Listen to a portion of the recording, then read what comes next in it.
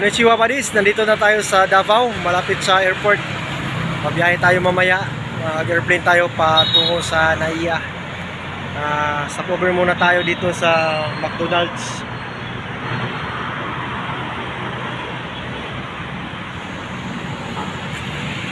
So, thank you so much sa schedule natin ngayon na na-arrange ni Black Phantom sa remapping session sa Cavite, sa Luzon. Ingat tayo palagi guys. Speed. Nandito na po tayo buddies sa airport, Davao City.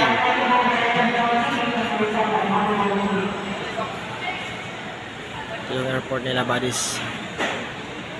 Alas 12 yung biyahe natin.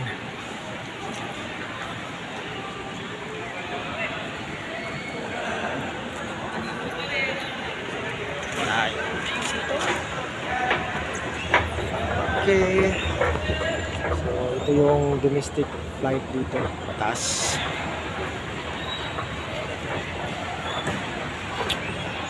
Ayan, kunti lang pasahero buddies.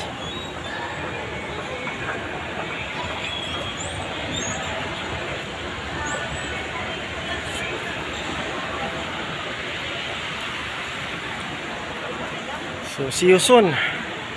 Cavite. Team Brandy, Bansay. Boarding na po tayo guys. Dito na. 1:05 ng umaga. Ito yung mga tao dito. Pagtanabugs. Ayan, maraming pasahero. Yan. Ito, linya-linya na kami. Okay guys. Pasok na tayo guys. Pasok tayo guys. Ito yung plane natin guys. Ayan. Oh!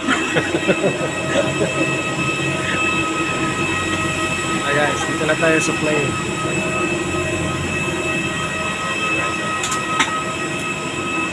Marami pa ng pasahero guys. So, bawa na tayo for Manila.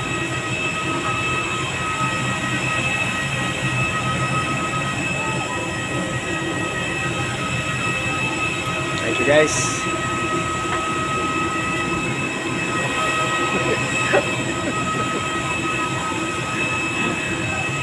Guys, yan guys. Yung sakyan natin, Airbus. Thank you. Yo buddies, nandito na po tayo sa Ninoy Aquino International Airport. So mga past 3 o'clock in the morning na. Kararating lang natin. At yan, tungo na tayo sa baba dahil naghintay na sundo natin. So see you guys. And hopefully tuloy kayo sa panonood ng mga actual vlogging natin. Then maya-maya lang conduct na kami ng remapping session. Bansay. Hello buddies. Ito yung mga hidden trail marker na nakukuha ng Team Brandy bago kami napunta dito sa Cavite, sa kanilang actual area. So napakaganda nito buddies kasi una, ito yung metal talaga to yan, na kwadrado, na may kwadrado din sa gitna. Ito siya buddies, kalaki yan. Kasabay ito ng itong parang bayoneta na ano na na rusty na siya kinakain ng taya. Saka ito yung flow yun, pag ganun sa ilalim. So center shock to, pero big load. Tapos ito namang isa, itong bato na to na may code X1, makikita ba lang? Ayan siya. Kasama ito ng figurine na dog or ino, no? Dog marker. So itong tatlo talaga magkasama. Ito ibang site ito. So kaya ko pinapakita para ma-encourage naman kayo na may mga marker talaga na metal talaga. Yan, mabigat to buddies Yan. Ayan siya. Okay? So hopefully ma-encourage kayo. Ito parang yung sa Daro, yun, Araro. Yan. Pero ilalim na. Siyempre, heavy trail marker under the big stone pa na marker. So, ito siya. Tatlong metal. So, matibay ito pag malaliman ito. Pero, may upper load siya. Yan. Okay? So, yun lang. Hopefully, this hidden trail markers ay maka-encourage sa ating treasure hunting adventures, lalo na sa mga Japanese and Korean treasure na nakatagaw dito sa Pilipinas. Bansai, buddies! Arigato gozaimasu! Bansai Team Brandy. Ito yung buddies ang mga nakuha ng team natin dito sa dig site. Ito yung Buddha marker na kukuha 1 foot under, no? Yan siya. Laughing Buddha na may dinadala-dalang bayong sa likod. Ito namang aso, 7 meters yun, no? 3 feet. 3 feet nakuha, 7 meters ang distance from Buddha. 1 feet. Ang aso, 1 foot. No, 1 foot. Okay. Ito siya. Sa ilalim ng bato, di ba? Ang bato na makapal. Oo, na makapal, oo. Tingnan nyo, parang bago. Kasi naka-preserve ito sa ilalim, eh. May binabantayan siya na giveaway. Then, 1 item underneath. Yan siya. Nakuha ng Team Brandy sa kanilang operation. Yan. Tuta talaga, aso talaga. Figurine, no? Yan. Mga maliit lang bodies pero very positive. Kasi metallic, siya eh. Metallic figurine items. So, yan, dalawa. So, magkatabing dig site lang itong dalawang figurine na nakukuha. Yan siya. So, yan isa yung palatandaan na ang mga Japanese ay mga ninanakaw sa China. Kasi mga Chinese made ito na na mga figurine. Yan. Okay, so thank you. And good luck sa Team Brandy. Bansai Team Brandy! Bansai!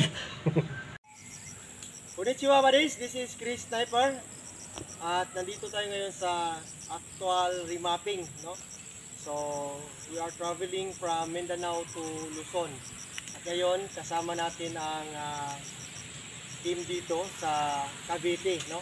We are conducting a remapping session in Cavite. Okay, so ngayon kasama natin ang Team Brandy. Bansai Team Brandy! Bansai! Okay, so ito yung Team Brandy, buddies, no? Sa Cavite. So, bago tayo magpatuloy, ay mag-shout out muna tayo, no? Sa mga tropa natin na mga followers and supporters sa ating YouTube channel, Chris Sniper YouTube channel. Then, maraming salamat sa pag-schedule ni Black Phantom sa ating mga remapping session, no? So, may number tayo dyan sa YouTube channel natin sa gustong magpa-visit ng mga site for remapping purposes, no? Sa mga gusto lang, sa mga hindi naman kami namimilit, ha?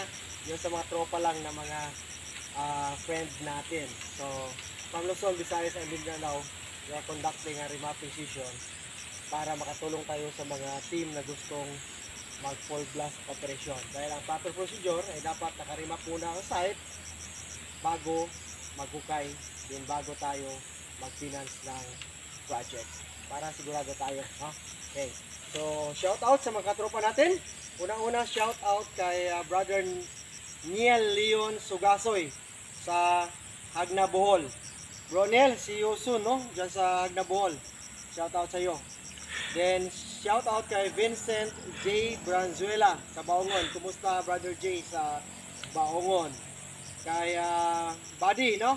Night Teriso Gamutan from Caraga. Kumusta, Buddy, no? Night Teriso Gamutan. Then, shout out sa Team Buongon sa Kalinan, Davao. No? Sir, maraming salamat. Nag-meet up tayo. Then, naka-purchase ka ng Japanese one, no? So, kay Sir Noel sa Maa, sa Davao. So, kumusta ang Team Buongon dyan? Okay, napakaganda ng site nila. Kahit hindi pa natin napuntahan, pero they are following our vlogs. Yun, natamaan ng mga exact dig site. So, yun maganda, buddies, no? Pag mag-study ka lang, no? Pag treasure hunter ka, dapat open-minded ka palagi, no? Na study mo lahat ng mga decoder na nag-share para ma-apply mo sa site yung dapat ma-apply. Pag hindi ma-apply, huwag na. Huwag ka na magsayang ng oras. Okay. Then shout out kay Jonathan Gonzalez. Kumusta brother Jonathan? Then shout out kay Black Tiger, no? Sa team natin sa Don Carlos. Pre, kumusta pre? Ingat kayo sa biyahe ni Black Pantong. Shout out sa Team America sa Kalinan, Mental Site, no? Kay Sir Anthony. Kumusta Sir Anthony? We are hoping to visit you soon, no? And Kalinan. This is our friend, no? US soldier, no? Team America. Have a blessed day, sir. No? Then Team Yamaha, no? Kay Sir Edward, nakasama natin. Then see you ulit Sir Edward, no? Diyan sa Bohol. So maraming salamat. Then shout out sa Team Spando, no? Sa Bohol. Then Red Edo Foundation, Sir Phil, kumusta? Then shout out sa Team Komando na palaging back up natin, no? Sa ating mga lakad. Siyempre shout out sa Team Victory sa Bulacan. Okay, yung mga tropa natin, no? Na nagpa-shout out. Shout out kay Brother Daniel Jalipa. Shout out sa Team Jaguar. Then shout out sa Team Paningkamot versus Paninguha. Okay, once again, kasama natin ngayon ang Team Brandy. Kailan pa niya sa pa yun? Nag-travel pa? Okay, kay Bam, sa Thailand. So, ito yung kasama natin dito, no? Siyempre si Bro, Idi Pusing. Then si Kuya, no? Then mga tropa natin dito. Matagal na mga friend natin sa Facebook. Then ngayon, personally na-meet na natin. Then maraming salamat. Otol Kimso, shout out sa iyo. Kumusta itong Team Brandy ngayon? So, once again, Bansay Team Brandy! Bansay! Okay. Ito pa din ipapakita lang namin ang short remapping, no? Kasi napakaraming dig spot na na-trace namin kasi napakalawak ng area ni Kuya dito sa Cavite, no? May 12 hectares ata, no? 12 hectares, hindi pa namin natapos-tapos. So ngayon, itong inupuan ni Bro, diretso na tayo, no? Ito, sitting position niya, yan. Dito ka, Tony Parker. Kung makikita nyo, dito ka lang. May pader yan. Yan. Itong tinatawag natin na wall type, nakapader na, the sitting position. So, ibig sabihin, makikita lang niya ang dig site. So, yun ang dig site natin. I-explain natin yan mamaya, bakit nagpakukay tayo dyan. So, ngayon, ito, ang compass direction naman dyan, yan. Okay. Okay, oh, yan. 2 to 5 degrees from this wall. Okay? So, doon naman sa kabila, okay, may angle tayo dyan na south position yan eh. South position, yan. Tatama dito, norte. So, 180 degrees, may tatamaan dito na passageway bodies. Ito. Oh, yan. Okay. Itong passageway na to, may cutting siya na letter D. Ito. Opening. So, opening in front. Yan. Kinakat yan. Okay. In front, ito yung passageway natin. 5 steps lang yan, no? 1, 2, 3, 4, then 5 dito sa sentro. Okay. Dito naman sa kabila, may sa S-side na to, may arrowway marker tayo. Dito. Makita natin siya sa top view. Ito siya. Yung top view mo. Yan. Kita niyo yan? Yan. East side yan, then west side doon. Naka-pointing arrow. Tapos, ito naman sa harap niya, naka-wall. Yan o. So, pader. So, ibig sabihin ng arrow, pointing here. So, hindi ka na babalik dito. Kasi directional yung arrow eh. So, ibig sabihin, papunta tayo doon. So, 5 hakbang na din, no? 1, 2, 3, 4, 5. Diba? So, equal. So, kung atin susumahin naman dito, 5 din yan. Balik ha? 1, 2, 3, 4, 5. Di ka ba magtaka, no? Sa daming bato, pero may mga bato na may tamang sukat, may tamang direksyon. So, from that stone formation, from this stone formation na passageway, then pointing arrow, or directional arrow, patungo sa dig site, ay equal distance. So, naka-triangulate siya. This is what we call the triangulation. So, itong spot na ito ay dig site. To confirm na dig site ito, na walang harang, ay dyan. Sa sitting position ni bro, yan, may pader. So, boundary. From that boundary, So pagka lang ng 1 year dyan, kasi may hole yan na maliit, ito na tatamaan ng D-site. Ito na ngayon, pinahukay natin. So ngayon, diretso tayo sa punto natin, buddies, na pag mag-remap ka, to confirm na may may load sa ilalim, so pwede mong gagamitan ng mga gadgets mo, any detectors, no, electronics o non-electronics. So ginagamit natin ngayon, aurameter, no. Kontak lang kayo kay Motor Kenzo Takida, no, sa aurameter.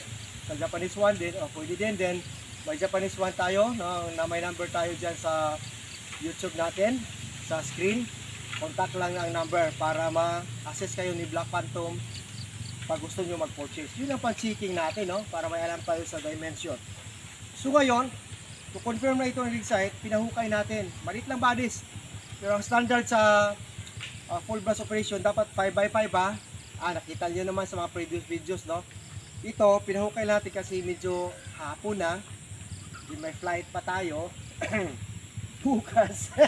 So ito ngayon ang nangyari. Pinatrace natin ang sintro. So, ano nakita natin? Ito.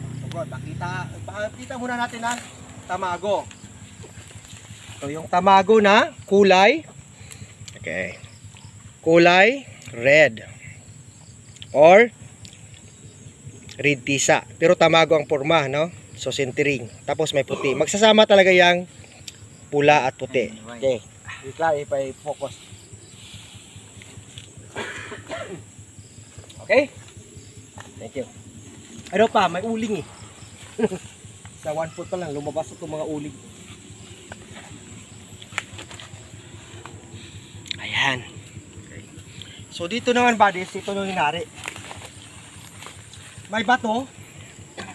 Nakuha tayo na nakaayon sa linearity sa pader. Di ba pader to? Pader. So ngayon, 1 yard galing sa pader, paghukay natin ng 1 foot, may pader din.